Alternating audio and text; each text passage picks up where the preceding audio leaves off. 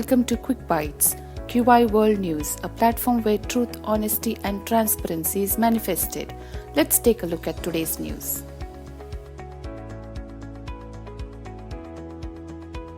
As far as China is concerned, they don't do much on a small scale, aside from teacups and rice bowls. For instance, they recently installed a huge solar array in Ningxia, which can power 1.5 million homes.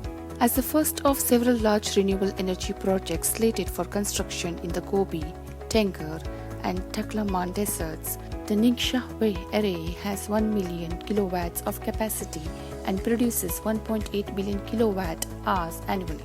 First ultra-high voltage power transmission channel will deliver electricity generated in the solar farm to Hunan province's central region, according to China Energy Investment Corp. In comparison to Ningxia, Hunan has 66 million people, while Ningxia has 7 million.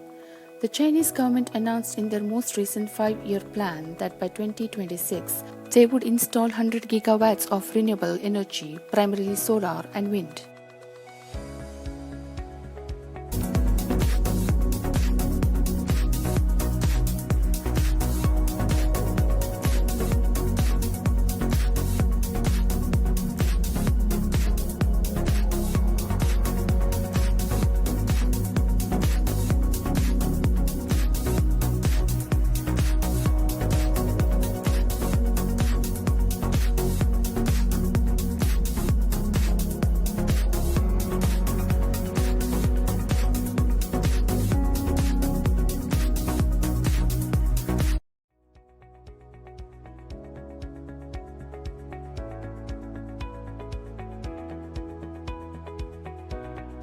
It is expected that Sweden's E20 highway will soon serve as the nation's first charging road for heavy trucks transportation freight. In the middle of Sweden's 3 largest cities, Stockholm, Gothenburg, and Malmö, there is E20. The E stands for Europe rather than electric. In 2025, construction will begin on a 21-kilometer road, but the method of charging has not been decided. There have been previously built charging roads in Europe that incorporated outside equipment, such as overhead wires that connect to tram lines or undercarriage-mounted arms that attach to electrified rails. For most motorists, these devices are inconvenient, as they cannot reach the cables nor they can afford to mount a robotic arm on their car. The last option, and the only sensible one for cars as well as trucks, it is to build wireless charging infrastructure down the center of the lanes that sends out an electromagnetic signal to a coil on the underside of the vehicle small enough to fit a sedan or a tractor-trailer.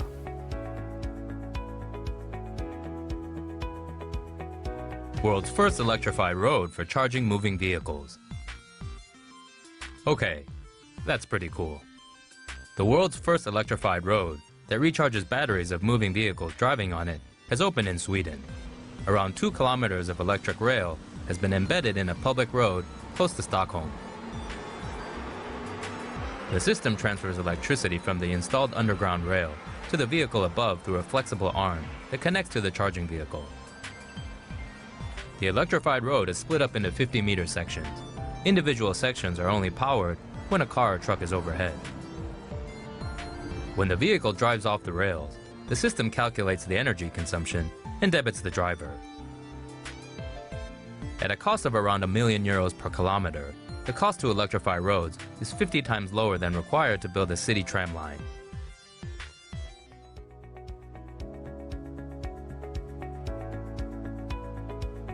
In 2012, a group of middle-aged dads formed a dance crew to perform at their children's school, but soon became unlikely social media stars, including Hugh Jackman.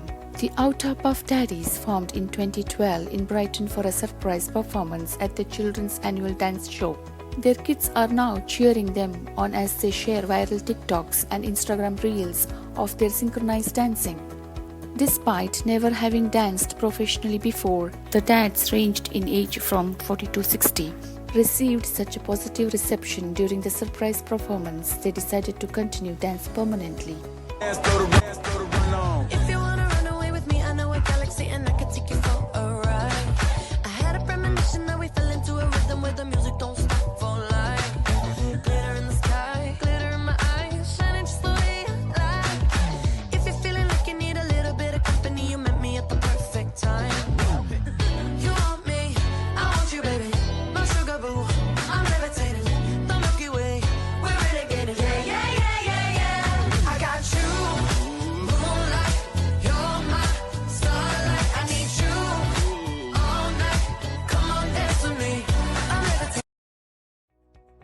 Shiv Sena leader Sanjay Raut recalled Prime Minister Narendra Modi's statement that if demonetization failed, he should be hanged in public and replied, "Would you like a rope sent to you?"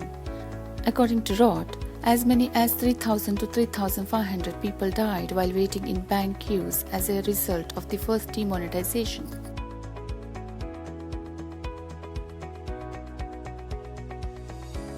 Now, welcome to the lead story of the day.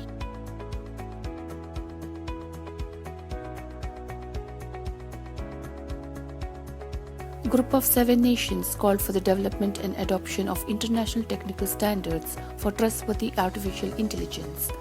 As a result, they emphasized that the common vision and goal of trustworthy AI may vary, but that the governance of the digital economy should remain aligned with democratic values that are shared by all. Group of 7 nations reaffirmed their commitment to achieving net zero emissions on roads by 2050. They aim to achieve a highly decarbonized road sector by 2030. We note that these policies offer opportunities for contributing to a decarbonized road sector, including achieving a share of light-duty vehicles sold with no emissions by 2030, it noted. Iranian authorities executed the leader of a network that trafficked Iranian women to neighboring countries for prostitution, the Iranian judiciary said. Iranians accuse Iran of failing to crack down on human trafficking and sentenced the man to death for corruption on earth. The US lists Iran among its top 20 countries accused of failing to crack down on human trafficking. BJP leader Manoj Tiwari said ministers in CM Arvind Kejriwal's government are acting like goons as they criticize the centre's audience on Delhi services. Tiwari said the audience was in line with Supreme Court's decision. Delhi ministers should approach the Supreme Court instead of crying in front of the media, he added. In Jammu and Kashmir, PDP Chief Mehbooba Mufti said she would not be a candidate for assembly elections until Article 370 was restored. I don't believe that elections will take place soon, she said. According to her, the BJP hijacked the G20 event and replaced it with the Lotus logo. Follow us on our social media platforms and log in to Qvive.in, prakashtv.in and unnatinews.in. That's all of the news for today. Thank you for watching and goodbye.